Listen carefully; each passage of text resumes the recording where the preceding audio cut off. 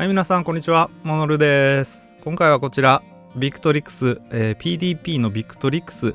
ガンビットプライムっていうねコントローラーをレビューしていきたいと思います。実はこれガンビットプライムって書いてあるんですけど、中身はねこの前作、ガンビットっていうねコントローラーと全く同じみたいです。なのでね、発売日としては2021年の10月とかですね、かなり古い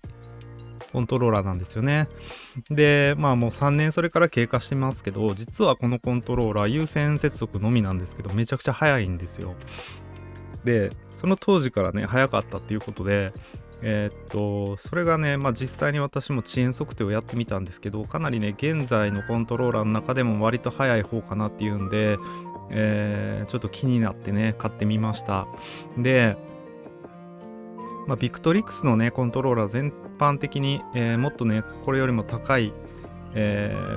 BFG プロっていうね、すごい高いコントローラーがあるんですけど、それも含めてね、デッドゾーンが切れないです。じゃあ、そのデッドゾーンが切れないコントローラーと、最近ずっとね、見てきた低感度なコントローラー、どっちの方がいいのかなっていうのもね、見ていけたらなと思います。はい、そしたら、モノルの方でサクッとスペックの方を見ていきましょう。今これね、これの前作にあたるね、ガンビットっていうね、コントローラーの方のページ見てます。ちょっとね、ガンビットプライムまだ入手するのは店舗でしかね、手に入れることができないのでね、こっち側でちょっと見たいなと思います。中身は全く一緒です。ガンビットの方はこういうホワイトがあってね、もう一個紫色があったみたいなんですけど、最近はホワイトしか売ってないみたいですね。ガンビットプライムはこの黒い色が発売されてます。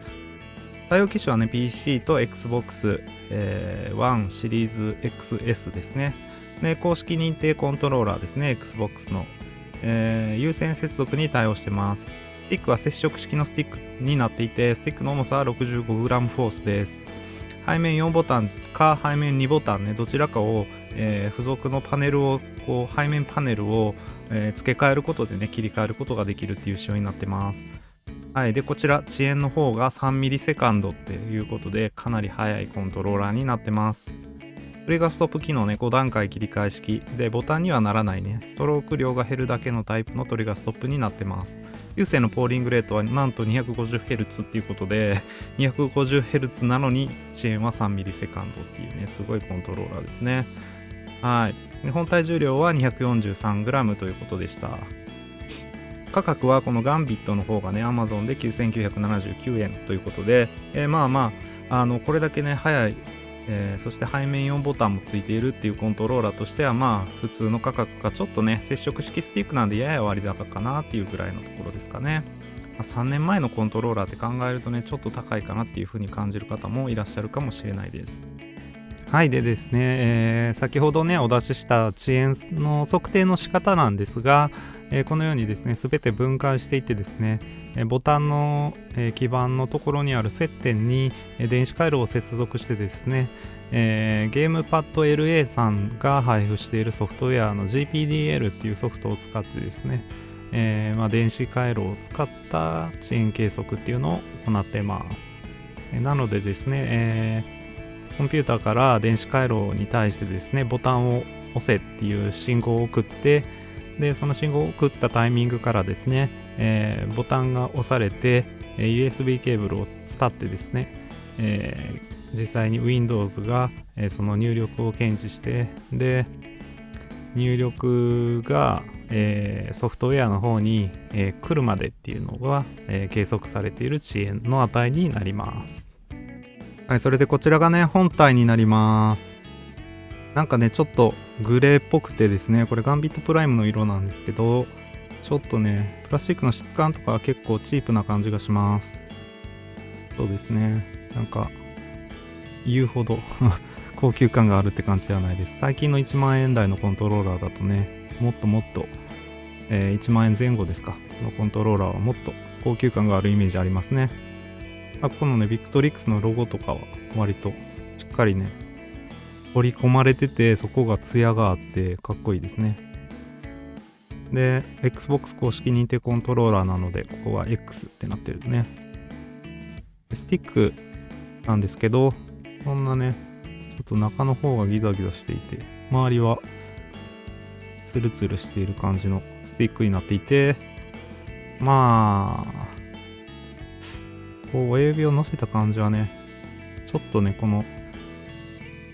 外周部のね、高さがちょっと高くて、やや、なんかね、違和感があるっていうかね、ちょっとこう高すぎるなっていう感じがしますね。ここがへこみすぎてるっていうんですか。なんで、ちょっとね、スティックの形状はあんまりかなっていう気はしますね。ただ別にね、そこはそんな大きく気になるってわけじゃないんですけど、ちょっとね、そのせいか滑りやすいかなって感じはしますね。はい。で、ABXY ボタンとかは普通の押し心地のメンブレンって感じですね。ややストロークが大きくてですね、PS4 とかのデュアルショック4とかデュアルセンスとかと比べるとちょっと押し心地っていうのは劣るかなっていうところがあります。ただ格ゲーで使っている感じではそんなにね、問題になることはなかったですね。はい。で、スタートセレクトとかね、ここのボタンがすごく軽く押せて、私は結構気に入りました。すごいストロークが狭い、タクトスイッチになってるんですけど、これがね、なかなかいいんですよね。なんで、Apex とかでね、スタートセレクトを結構使う場面多いんですけど、これは押しやすかったです。Apex で使えるコントローラーではないので、何とも言えないところなんですけどね。一応オーディオポートもついてますけど、ほとんど使う人は少ないかな。一応ね、これ、ドルビーアトモス対応のすごくね、音質もいいオーディオポートになってるので、使うね、メリット自体はあるかなとは思いますね。十字キーっていうのがね、もうこの十字キーはほんと素晴らしいですね。こっちメンブレンですけど、ほとんどね、ストロークっていうのもかなりちっちゃめで、こうやって見ていただくとわかるんですけど、ストローク割とちっちゃめでね、小気味よく入っていて、こう最近の流行りのマイクロスイッチの十字キーってかなりストロークが大きくてさらに硬いっていうね、ものが多いんですけど、このメンブレンの十字キーはやっぱ一番格ゲーのコマンド入力には向いてると思いますね。すごくね、やっぱこの十字キーが最高です。はい。LB、RB はちょっとね、音がうるさいんですよね。タクトスイッチなんですけど、ここはね、すごくいまいちですね。LB、RB は本当にいまいちなコントローラーだと思います。はい。トリガー部分とかのこのプラスチックもすごくチープな感じでね、あんまりね、質は良くないかなっていう感じはしますね。トリガーストップなんですけど、ちょっと不思議なトリガーストップになっててですね、通常アナログトリガーモードだとこんな感じで結構ストロークが大きい。そしてね、トリガー自体もかなり大きくて、で、なんかこうね、跳ねてる。ね、後ろの方が跳ねてる感じなんで、すごく大きくてね、持ち方次第ではね、ちょっとここが引っかかって鬱陶しいっていう方もいるかもしれないですね。はい。で、トリガーストップを最大にオンにするとこれだけしかストロークがなくなるので、もうほぼボタンと変わらないかなぐらいのね、押し心地になります。これがね、結構いいですね。そうですね、ストレートファイト6ではね、キャンセルドライブラッシュとかでね、結構使うボタンをね、中パン中継とかを割り当ててやるのにね、すごく使い勝手のいい、トリガーになってます。5段階一応切り替えられるんですけど、切り替え方がね、結構特殊でですね、こう何も押さずにここをこうスライドさせると一番ね短いトリガーストップになってですね、ここをスライドさせながら押し込んで離すとそこで止まるっていうね、そこまでのトリガーストップになるみたいな感じでね、ちょっと難しいんですよね。すごく細かくはトリガーストップは設定できるんで、好みのところでトリガーストップを設定できるっていう機構になってます。これ自体はいいんですけど、いかんせんね、最短か最大かどっちかでしか使わないよなっていうね気はしなくはないっていうねところではあります。ただちょっと短すぎて誤爆しやすいとかいう方はね、ちょっと深くするとかもありかもしれないですね。はい。こんなところですかね。背面ボタンはね、このように背面4ボタン非常に押しやすい位置にあります。ちょうど通常持ちでね、やると中指と薬指のところにいい感じにボタンがこう来るっていうね。はい。非常に押しやすいです。このね、背面4ボタンの配置はXbox のエリコンとか、レーザーウルヴァリン V3 とかとほぼ似たような位置にあって、で、飛び出してないので、比較的握り込んだ時もね、ちょっとだけね、段差あるんですけど、すごく握りやすい感じがしていいですね。こちらにアクセサリーボックスがあります。背面にボタンに変えるためのアタッチメントが入ってます。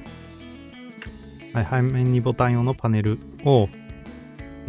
このようにですね、上側にこの爪のところを引っ掛けてから、よいしょ。こうやって下にね、カチッとやると、これでもう取り付けができます。それで背面にボタンに変更することができます。こう見ていただくと分かりやすいかもしれない。ちょっとだけね、飛び出てるんですよね。段差がね、ほんの少しだけあります。まあ、格ゲー使うなら正直背面ボタンはほぼ使い物にならないので、あまりね、背面ボタン完全になくせるようなアタッチメントもつけてくれたらね、すごくいいのになっていうのはちょっとね、一つ思いました。私は基本これ背面4ボタンにとりあえずしてね、使ってました。はい。で、このね、E のスティックの周りのリングなんですけど、通常はこういう円形の普通のリングが入ってるんですが、こういうね、六角形ですかね。1、2、3、4、5、6、7、8角形。8角形の、こういうリングに交換することができてですね、スティックをね、8方向にこう入力しやすいね、リングもついてきますね。こういうのに取り替えることもできます。で、もともと私、これ、実はここをね、十字キーっていうのを入れ替えてるんですけど、もともとはね、こういう、よいしょ、普通の十字キーがついてました。それをね、こうやって、なんていうんですかね、お皿型の十字キーに変えることができるね、こういうアタッチメントもついてます。ここのね、トップパネルがこうやって開けることが、ちょっとね、硬いんですけど、これを外さなあかんな。はい。トップパネル開けるとこういうスケルトンのね、中身になっててね、なかなかかっこいいんですけど、こうすることでこれがね、スティックを外すことができます。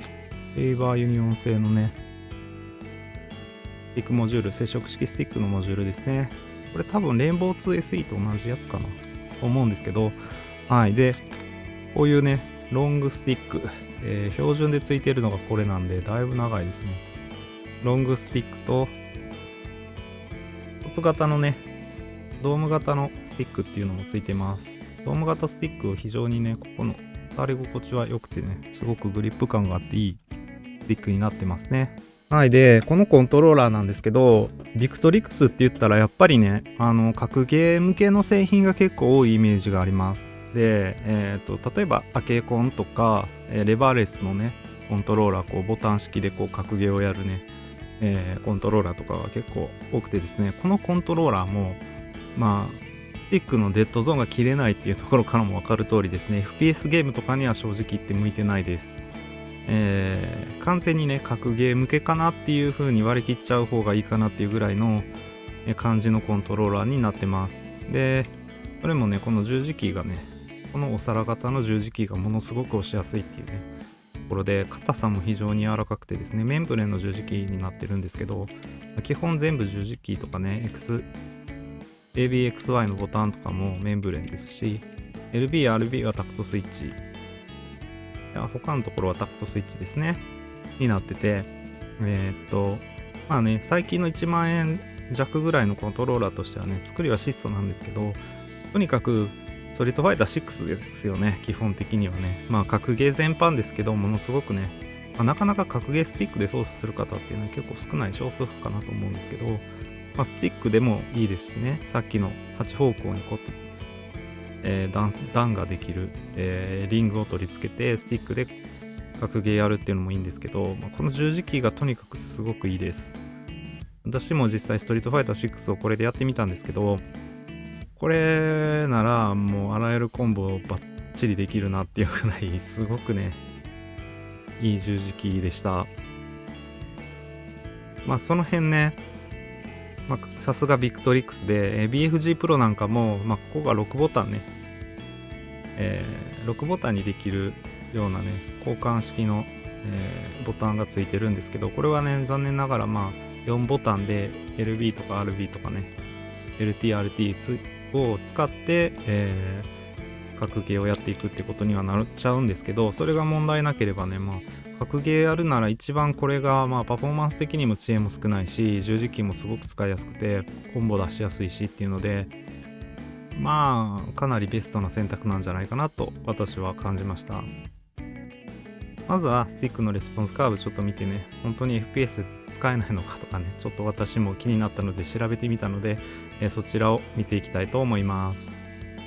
はい、それでですね、スティックのレスポンスカーブや遅延測定の前にですね、ビクトリックスコントロールハブっていう設定ソフトウェアの方でファームウェアのアップデートを行っておきました。ファームウェアのアップデート自体はですね、ソフトを立ち上げてコントローラーを接続すると自動的に始まってですね、時間的にはそうですね、2、3分 ?4、5分ぐらいですか。ちょっとだけ時間かかったかなっていうぐらいでした。で、自動的にですね、アップデートが完了して、最新バージョンですね、2.6.4.1 っていうね、ファームウェアにアップデートして、再キャリブレーションも行った上でですね、レスポンスカーブの計測や遅延の計測を行っています。はい、それでレスポンスカーブの計測はですね、このようにですね、コントローラーを固定してですね、デジタルマイクロメーターを使って物理的に徐々にスティックを倒していってですね、その時のゲームパッドテスター上で見れる入力値ですねをExcel に入れていってでグラフ化しています。はい、それでこれがね、ビクトリックスガンビットプライムのスティック感度カーブの計測結果になります。だいたいですね 10% ほど、6.3 ミリぐらい、デッドゾーンが入っていました。なんでねかなりねやっぱり低感度なグラフになっちゃってます。デッドゾーンの先はねリニアな、直線上になっていてですね、やや高感度っていう感じですかね。1割弱程度ね、可動域が少ないっていうようなスティックになってました。で誤差の方のグラフも見ていきたいと思います。はい、こちらが誤差の方のグラフになります。 6.3 ミリ付近までね完全にマイナス 100% ってことでゼロなんでねどうしようもないんですけど、ここからこう徐々にね感度が高くなっていくっていうような、誤差になってますね。実際これ後でねApex やってみたりとかっていうのも見せていきたいなと思うんですけど、かなり低感度ですねやっぱり。でデッドゾーンがある場合っていうのは低感度、このね曲線を見ていただいたら分かる通りですね、デッドゾーンのところ分、反応するのが要は反応しない領域があるわけですよね。でそこから先はリニアなので、意外と、使えなくはないかなっていう気はしました。完全に低感度で曲線を描いているようなスティックよりかは割とね素直な印象っていうのは正直言ってありました。ただ特に最近の環境武器のショットガンとか、そういう武器はねかなり、当てるのが難しいです。要はこうデッドゾーン分こう計算してねちょっとだけ右に動かしたいってなってもデッドゾーン分を通り越して右に動かさなきゃいけなくて、相手がレレレしてたらですね、デッドゾーン分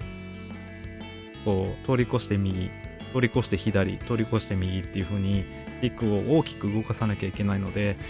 かなりショットガンを当てるとか近距離戦ですね特にはかなり難しいです。中遠距離戦に関してはむしろデッドゾーンがないスティックとかよりも当てやすいっていうね感覚はちょっとあったりはしたんですけど、そこはねやっぱデッドゾーンがないスティックでなるべく繊細なスティック操作っていうのを、習得した方が、近距離も遠距離も戦えていいのかなっていうところで、あえてねデッドゾーンを消せないようなコントローラーを使うっていうのはあまりおすすめではないかなとは思います。ただもうね昔からデッドゾーンありで遊んでて Apex でもねかなり多めにデッドゾーン入れてるよとかっていう方であれば、このねスティックでも使っていけるのかなとは思います。ただ 10%、最初設定ソフトでね、デッドゾーンを最小にしても 10% あるっていうのはかなりね、大きすぎるデッドゾーンかなっていうのが正直なところです。はい、それでですねそんなデッドゾーンが消せないコントローラーで Apex のランクを回したらどうなるかっていうのをちょっとやってきたので見ていきたいと思います。普通にねこういうサブマシンガンとか、中遠距離武器はね全く問題なく扱うことができました。完全近距離の追いエイムっていうのはやっぱり難しいんですけど、でね、これなんですよね問題はショットガンがとっても難しいです。なかなかね当てることができなくて苦労する場面っていうのが多くてですね、思ったよりもゆっくりエイムされるので、ちょっとね、待ちながら当てなきゃいけないっていうね、そういう感覚がありました。ここでもね、全然ね、当てれればしてるんですけど、かなりコスト感はね、デッドゾーンが消せないと致命的かなっていう気がしました。で、フラットラインとかの中遠距離武器は割と当てていくことができましたね。普通に、ちょっとね、ミスってますけど。で、こういうね、細かいレレレをされるともうね、全然当てられないんですけど、割とね、あんま動いてない敵なら相当当てていくことができるかなっていうところですね。それはね、正直言って、デッドゾーンがなくても、あんまり、ね、デッドゾーン消せる武器で、消せるコントローラーでも全然当てられるのでね。見ての通りですね、もうどうやってショットガン当てたらええねんって思いながらやってましたね。はい。はい、それでね、ストリートファイター6に来たんですけど、やっぱりこのコントローラーはね、このゲームで遊ぶのが一番ね、楽しいかなってところですね。で、もうね、この波動コマンドを出すっていうのがものすごく楽です。こう、スッとね、ここの斜めをこうなぞるだけでね、波動が出るっていうところでね、見ての通りですね、コマンド的にも、ここの下から斜めにこうやるだけで波動が出て、で、これを2回繰り返すだけでね、真空波動っていうことでね、ものすごくとにかく入力がしやすいです。これでね、コマンド抜けっていうのをするっていうことはね、ほとんどないんじゃないかなって思うぐらいの感じですね。そんなに私もね、まだまだストリートファイター6全然できるわけじゃないんで、あれなんですけど、こういう入力もすごくやりやすいですし、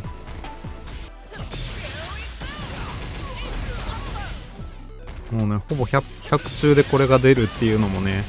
かなりいいとこですよね。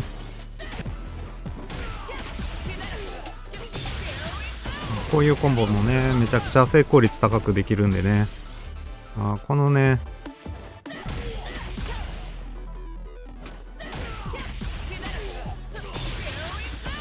はい、このね、十字キーっていうのは本当に素晴らしいです。ABXY ボタンとか LB、RB、あとね、このトリガーね、こういうドライブラッシュキャンセルとかするときの、